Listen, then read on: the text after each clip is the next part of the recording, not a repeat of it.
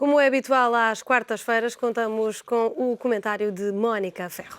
Mónica, boa tarde, obrigada pela sua presença aqui na edição das 12. Eu começo precisamente por estas duas últimas notícias que demos conta, as propostas do STE e da Frente Comum. Que implicações é que estas propostas teriam e como é que as vê? Eu acho que estas propostas inserem-se naquilo que é a estratégia negocial regular do sindicato e da Frente Comum.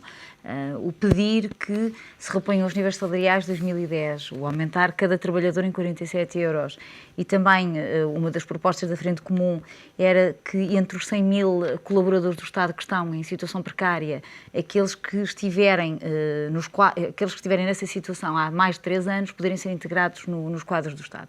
Eu acho que estas medidas são medidas que são impossíveis neste momento. São medidas que nem sequer abrem um debate construtivo, porque são absolutamente inegociáveis. Numa altura em que nós discutimos como é que se há de poupar, na altura em que nós discutimos como garantir o que já está conseguido, um pacote reivindicativo que se traduziria única e exclusivamente num aumento de despesa para o Estado, é absolutamente impossível, é inegociável. E, portanto, lamento que a posição dos sindicatos, o primeiro grande avanço seja este, porque, de facto, torna o diálogo muito pouco razoável. Mas repare que agora, e é por isso que eu digo que isto insere-se numa estratégia negocial regular, é uma estratégia já conhecida de todos nós. Como nenhuma destas medidas é possível, o Governo ficará sempre com um odioso de vir dizer que não consegue pagar mais aos seus colaboradores, que não consegue integrar os colaboradores que estão em situação precária, mas todos nós sabemos que não se trata de uma falta de vontade política ou de vontade de consagrar estes direitos que, num cenário de crescimento económico, seriam perfeitamente legítimos. No cenário que nós temos neste momento, não são possíveis. No que toca a essa última questão que tocou relativamente à Frente Comum, querer que os trabalhadores que estivessem em situação precária há mais de 3 anos passassem para os quadros, essa é uma medida que não faz sequer parte dos planos do Executivo, uma vez que o objetivo é reduzir. Sim, podemos acrescentar essa camada de problema. De facto, não estava nas medidas, não esteve no pacote negocial que foi apresentado e isso até vai contra um dos desígnios que esta reestruturação tem, que é diminuir o peso do setor Estado. Portanto, garantir que estes trabalhadores integrem os quadros do Estado vai aumentar o número de trabalhadores do Estado e não diminuí-los. E se se recordar, não há muito tempo atrás, uma das medidas propostas e seriamente encaradas como podendo vir a reduzir a despesa do Estado seria até dispensar entre 50 mil a 100 mil trabalhadores do Estado. Essa medida não foi adotada porque não provocaria da parte da despesa o impacto imediato como pretendíamos e como continua a ser necessário. Mas é uma das medidas que até é ponderada, portanto, é contraciclo de alguma forma, mas o que eu lamento é que isto não abre a base para uma negociação construtiva e para um diálogo aceitável, mas é a estratégia regular de negociação. Que tipo de negociação, numa altura como estas, é que poderia ter lugar?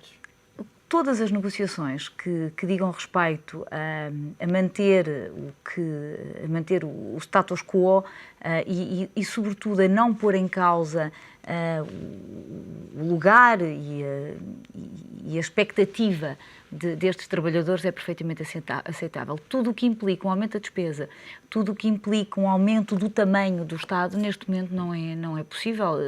Seríamos populistas, seríamos até hipócritas, e pode usar a palavra mentirosos, se disséssemos que podemos pôr em cima da mesa estas medidas neste momento, porque de facto não podemos. E creio que mesmo o sindicato e a Frente Comum têm noção de que estas medidas não são possíveis neste momento. Mónica, vamos falar inevitavelmente do tema que tem marcado os nossos últimos dias. A Troika está cá para a 5ª avaliação. Há aqui muitas notícias que correm sobre estas reuniões que têm acontecido entre os membros da missão internacional e as diferentes forças. Ontem foi a vez dos partidos. e mais uma vez se volta a dizer que a Troika empurra a responsabilidade. Quem tem responsabilidade sobre o memorando? A Troika, os partidos, o Governo?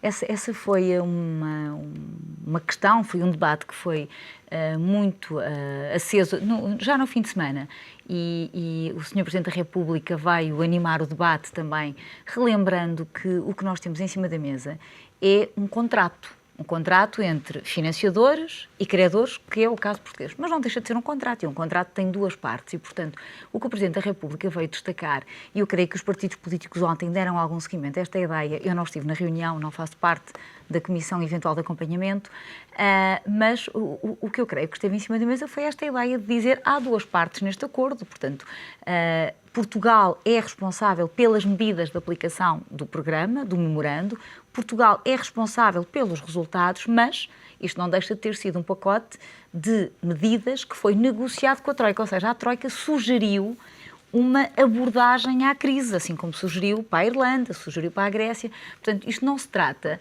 de Portugal ter pedido um financiamento a estas três instituições e ele ter sido, pura e simplesmente, concedido sem quaisquer negociações, sem quaisquer contrapartidas. Portanto, há aqui uma medida, ou uma consciência que tem que ser tida, que é isto é uma iniciativa a dois, ou a cinco, se quiser, mas não deixa de ser uma iniciativa entre financiadores e credores, neste caso, Portugal. E, portanto, o Sr. Presidente da República veio lembrar que quem empresta dinheiro e quem monta um programa de assistência tem também uma cota-parte de responsabilidade e esperamos que de lucro no resultados que são obtidos. Portanto, isto não é uma iniciativa só nossa.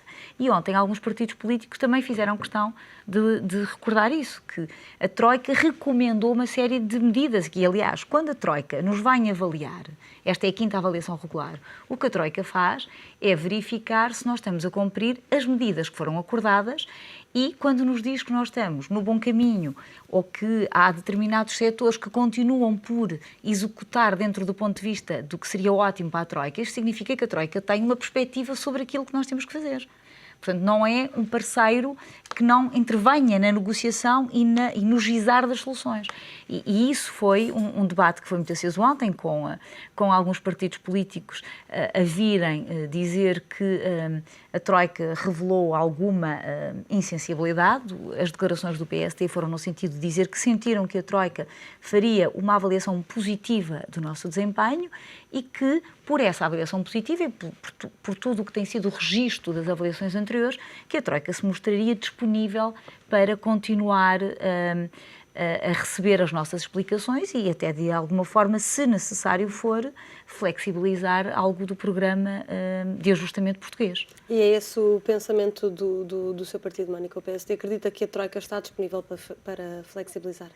Eu estive a ver as declarações do deputado Miguel Frasquilho, que esteve na reunião, e o que o Miguel Frasquilho diz é que a Troika mostrou toda a flexibilidade para que o memorando seja adaptado, ou seja, as declarações do deputado do PSD que esteve presente na reunião são no sentido de dizer que a Troika faz um balanço muito positivo do nosso programa e que, portanto, isso significa que nada é alterado no que vinha de antes e nós ainda a semana passada aqui falamos disso, na avaliação anterior, o próprio chefe da missão disse que os números e os objetivos não estavam escritos em pedra, portanto, que eram negociáveis e adaptáveis. E, portanto, não temos qualquer indicação de que isso tenha mudado. Algum debate mais aceso foi lançado por esta ideia que o Presidente da República destacou, que ainda agora falávamos, de dizer que isto também tem uma cota-parte de responsabilidade europeia e esta ideia que foi passada de que a execução do programa cabe aos partidos e ao Governo e que grande parte dos problemas que Portugal enfrenta são problemas nacionais e são problemas estruturais, versus a outra corrente dizendo que isto é sobretudo uma crise estrutural e a falta de intervenção europeia, é de facto um debate que está animado e que ontem foi dos mais noticiados e hoje também na imprensa. Uma das questões que continua por se saber qual vai ser o desfecho é a questão de tapar o buraco dos 2.000 milhões de euros. Uma questão que tem a ver com a decisão do Tribunal Constitucional de considerar inconstitucionais os cortes aplicados aos subsídios de férias e de Natal da função pública. Quais são as opções que o Executivo tem para avançar e qual é que lhe parece que seja a opção, do seu ponto de vista, mais viável?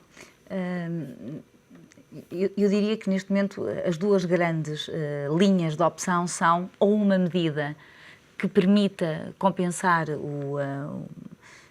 a necessidade dos 2.000 milhões, que seria o encaixe com os subsídios, ou então um conjunto de medidas que permita não desvirtuar muito o compromisso inicial, que seria o de fazermos o ajustamento com um determinado equilíbrio, 1/3 por via da receita e 2/3 por via da despesa. Portanto, essa também é uma preocupação e como destacaram, quer o PSD, quer o CDS, têm alguma preocupação em que a carga fiscal seja mais agravada. Portanto, não é a abordagem natural destes dois partidos a resolver este tipo de déficit. Aliás, o CDS foi bastante claro que não aceita foi peremptório, sim.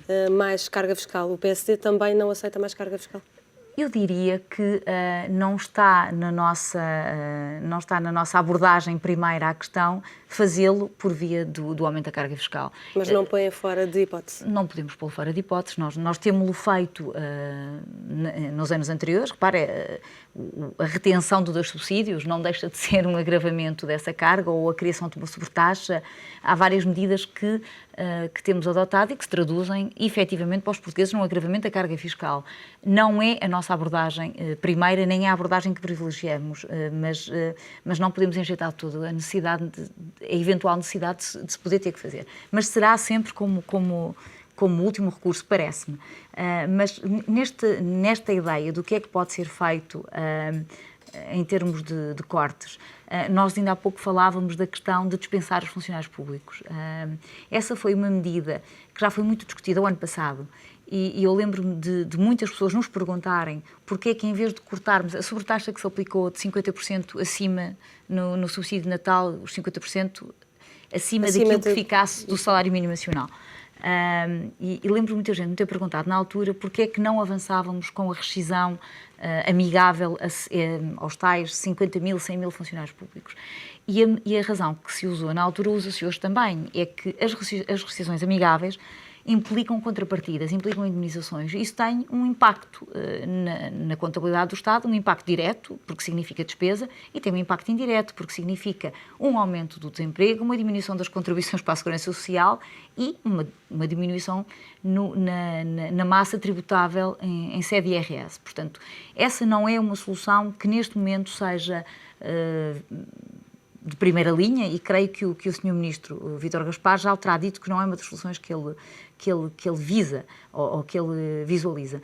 Outra das soluções que está e que é muito falada será a hipótese de se tributar mais uma vez com uma taxa extraordinária o subsídio de Natal de privados e funcionários públicos.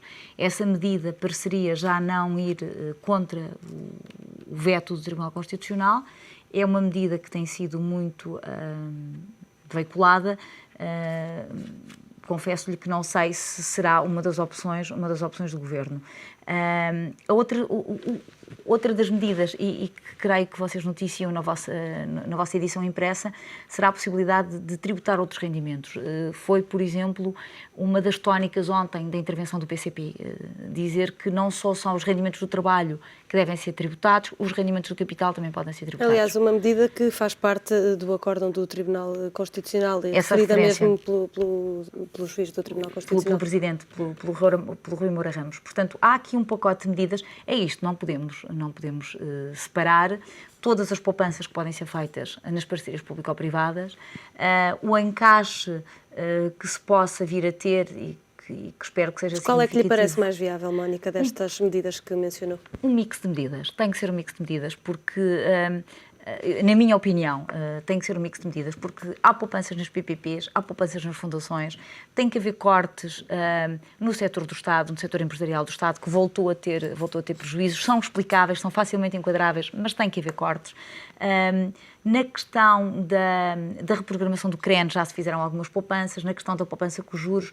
Portanto, há uma série de medidas que têm que ser equacionadas e que têm que ser postas num bolo comum e que têm que prefazer o montante que estamos em falta. Não há a possibilidade de se poder fazer uma única medida, porque essa geraria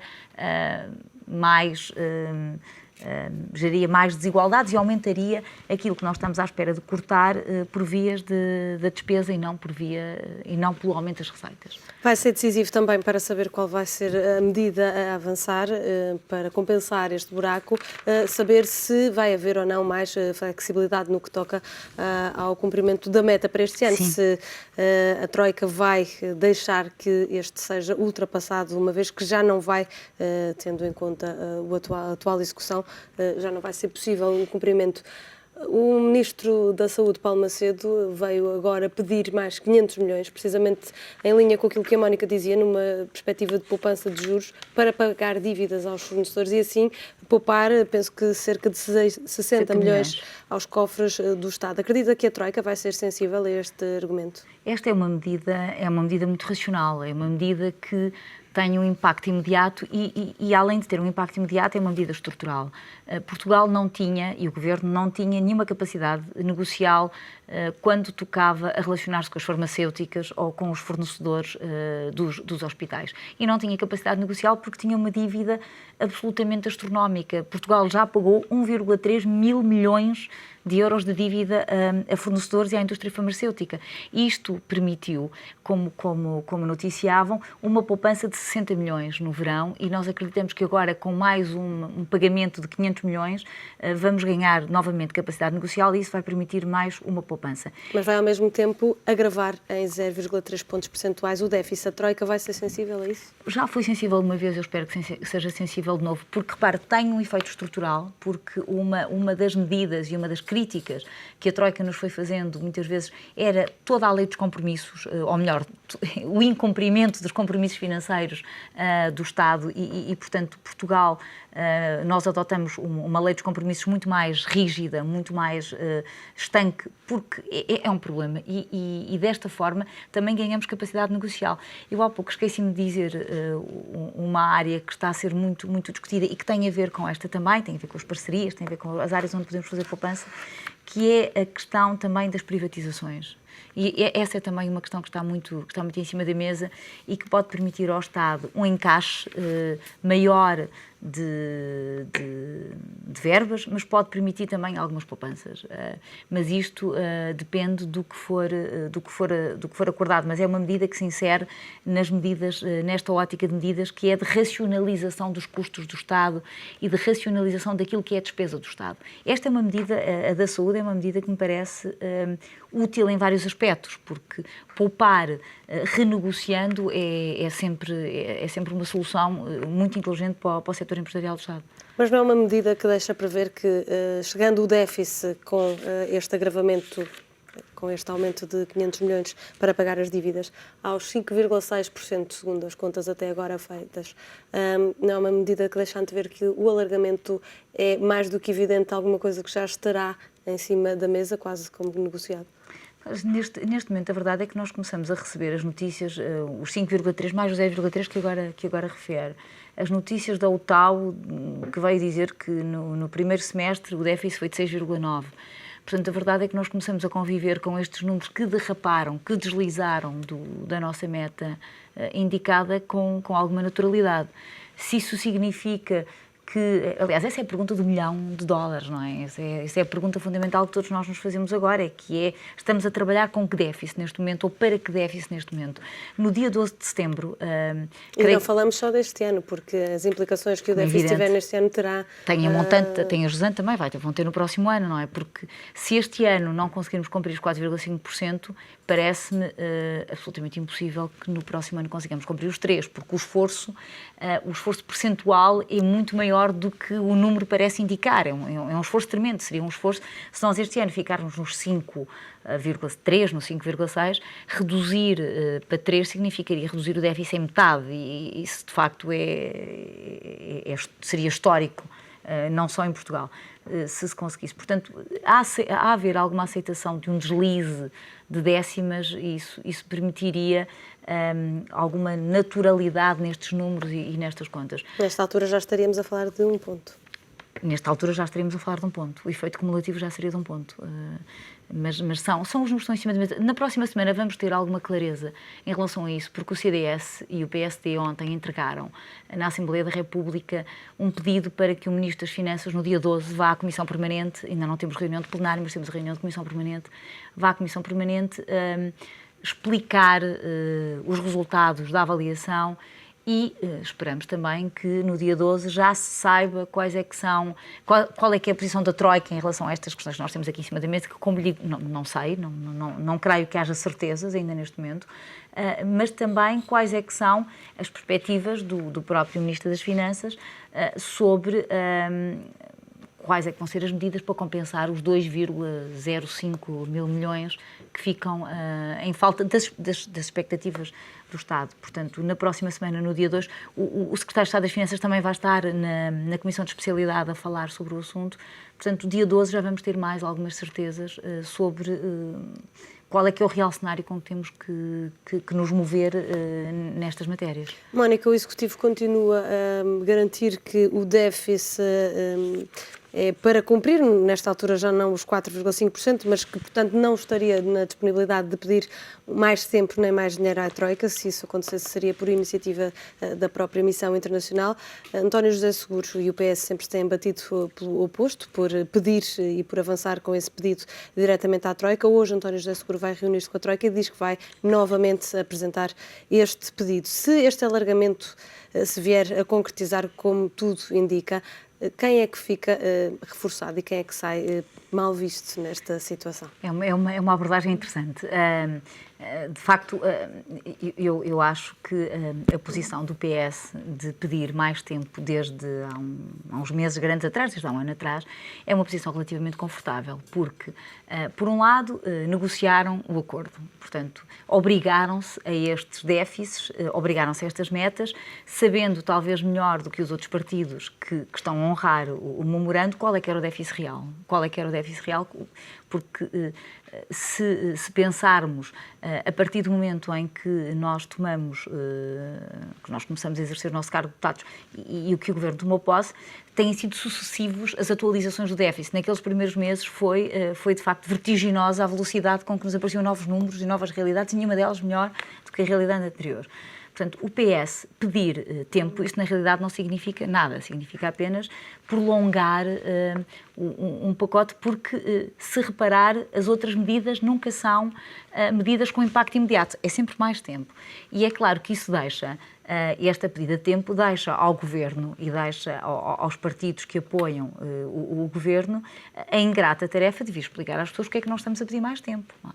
E creio que, finalmente, as pessoas percebem que se eventualmente tivermos mais tempo, se eventualmente tivermos um plano flexível, não é porque tenhamos pedido mais tempo, é porque nos aplicamos nas medidas, é porque executamos o programa dentro do nosso melhor saber e dentro das nossas melhores capacidades, e os nossos financiadores internacionais reconhecem que, não obstante o nosso esforço, precisamos de mais tempo. Portanto, o nos concederem tempo não significa que a mensagem do PS tenha passado. Se eventualmente nos concederem mais tempo, isso significa que esta troika de financiadores, olhando para a forma como Portugal tem cumprido o seu programa de ajustamento, que, não obstante os bons resultados que estamos a ter, eles necessitam de mais tempo para ser consagrados. Portanto, não é algo à partida, é algo à chegada. E é isso que nós gostamos de passar às pessoas.